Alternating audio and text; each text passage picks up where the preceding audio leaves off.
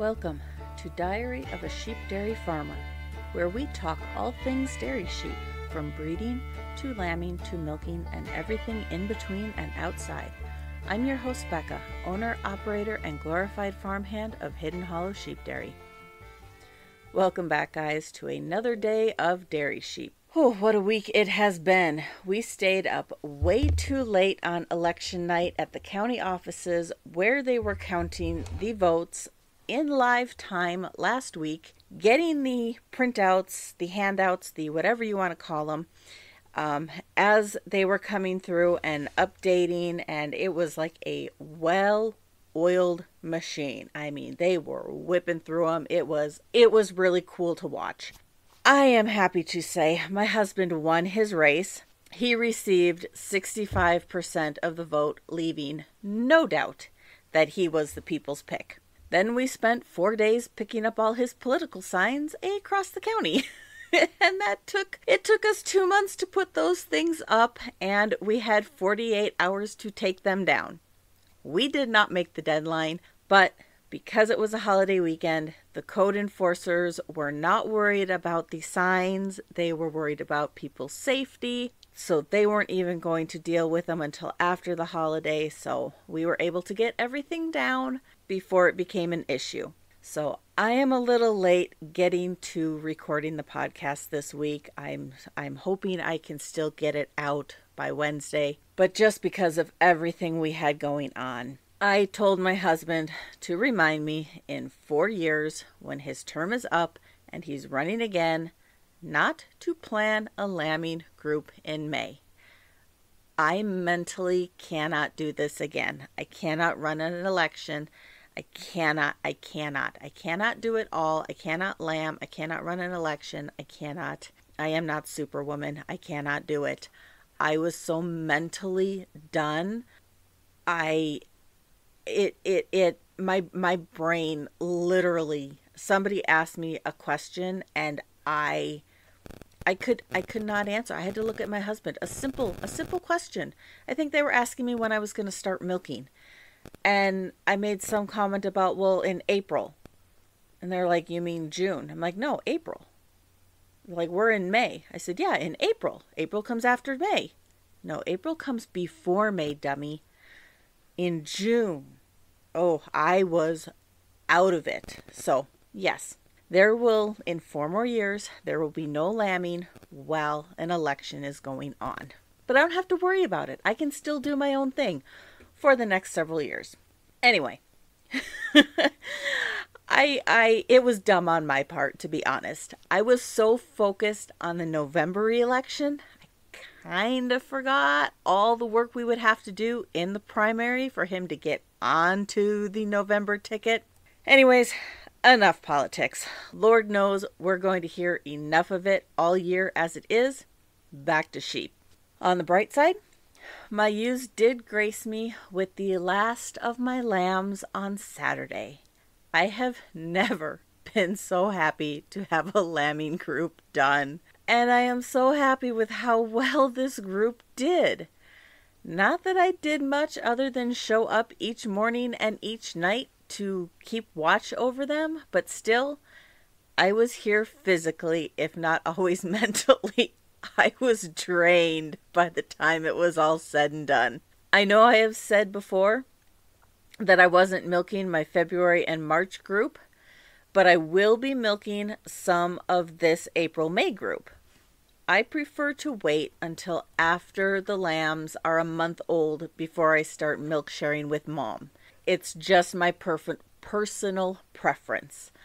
I want my lambs to have their best start to life, and if that means getting the best part of mom's milk before I start milking, so be it.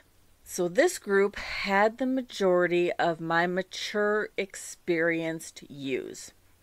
I'm not saying things didn't go wrong at times, because those things happen even to the best of ewes.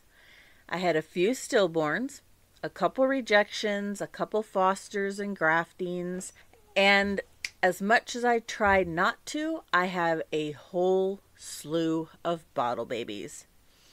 I had compromised udders. I had a couple cases of mastitis that appeared out of nowhere. I knew I was going to have to do a heavy cull on this group just for the age of my ewes. I have one ewe, she just turned 10, and others that are 7, 8 years old. For milking purposes, I shouldn't be keeping anything older than 6 years old, but I'm a softie, and I have a really hard time getting rid of favorite ewes that have been with me forever and have helped me start my flock, even though their daughters and granddaughters and great-granddaughters definitely outmilk them. That being said, my amazing husband has finally found someone who can weld stainless steel and fix the head catches on my stanchions. So sometime in the next 2 weeks, I need to pick out a dozen or so ewes I want to milk, get them and their lambs separated from the rest of the flock. Hopefully by then, I will have my stanchions. We actually need to tear everything apart, haul them to the guy that's going to fix them, and hope that he will get them back to us in a timely manner. I do know he is extremely busy because he is extremely good and one of the only people around that does this type of welding. So we're crossing our fingers in hopes that I will get my equipment back in a timely manner to still be able to milk this season. So in between graduation parties, weaning the February-March group, spraying weeds, getting equipment ready for hay season, which is right around the corner. Yeah, work is never ending on the farm. It is a good thing we love it, or we would go crazy from it. I did play a lot of musical lambs this go around, and the problem with really good moms is they want all the babies. I had ewes that would lamb next to one another, and this ewe wanted 3 of the lambs, and this ewe wanted 2 of the lambs, and there were only 4 lambs to go around. I had a couple times which did work in my favor, so I'm not going to complain, where I had a ewe give birth to triplets right beside a ewe that had a single, and that singleton mom claimed one of the triplets. Instant foster, hallelujah. Other times, I had lambs get lost from their mom, and then mom didn't think that lamb was theirs, and then there was a fight to get it back to them. And don't get me started on the udders. You guys, I don't know. This one's on me. I don't know what I did wrong. I don't know where it went wrong. I missed something, and I can't tell you what it was. I did an udder check last year sometime. I'd have to go back in my records to find out when, because my memory is not good enough for me just to instant recall. I want to say when they came in for me to breed them, I checked their udders, but I'm not going to lie and say that's exactly when I did it because I really don't know without checking. Let's just say we did, and then when we tossed everybody out on pasture for the winter after breeding was over, I never looked at them again until they started to lamb. So I messed up somewhere because the amount of compromised udders I had, I think there were 3, which is 3 too many. It was disheartening, disappointing. One side of the udder was fine, and the other side was hard with mastitis, which wasn't there last fall during breeding. Unless I totally missed it, and I'm usually not that scatterbrained. It was a good wake-up call to realize I need to be more vigilant when it comes to udder health of my ewes. Because without a good udder, I can't raise lambs. Without a good udder, I can't milk my sheep. Yeah, that was not a fun experience. And I know it was only 3 sheep, but it should not have even been 3. So I tried really hard not to end up with bottle babies. I was really happy that in my February-March group I had no bottle babies. And all but one of my ewes with the compromised udder had enough milk on one side to raise both lambs. So I had to pull one of her lambs. And then one of my grafted lambs, a triplet whose mom had no milk. Her adopted mom decided after a week she no longer liked her adopted lamb. So she became my first bottle baby, and then the compromised udder lamb became number 2. And then I had another ewe have triplets, and she seemed to have enough milk for them. But then I realized the biggest one wasn't allowing the other 2 to nurse and kept knocking them off of mom each time they nursed. So mom loved her lambs, had enough milk for all 3 of her lambs, but had one bratty little bully kid. So there became my next bottle baby. My next bottle baby ended up being rejected by mom, again at about a week old. Mom loves the twin sister, but refused to let this one nurse. And then my last bottle baby was a rejected triplet.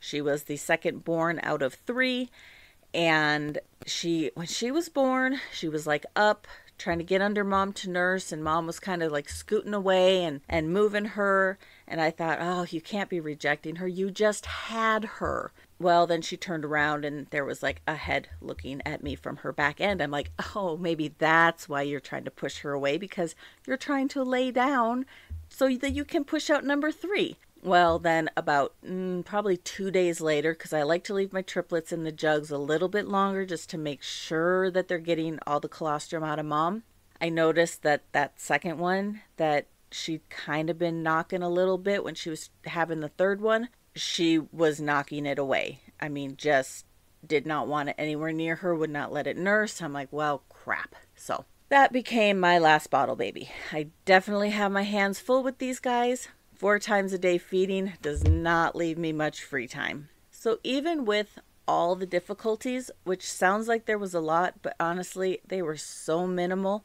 If I hadn't written them down in my notes to add to the ewes records later, I probably wouldn't have remembered half of them. This was a really good lambing group. So easy and really uneventful. All right, let's get into the details of how this group really did. I bred 63 ewes. 4 of those missed, and since this is their second time missing, they will get culled. So that brings bred ewes down to 59. From those 59 ewes, I had 110 lambs. 4 were stillborn. 56 were ewe lambs, and 50 were ram lambs. I ended up with 17 singles, 33 sets of twins, and 9 sets of triplets, which gives me a lamb crop percentage of 186%. My goal is always 180%, so I call this a win.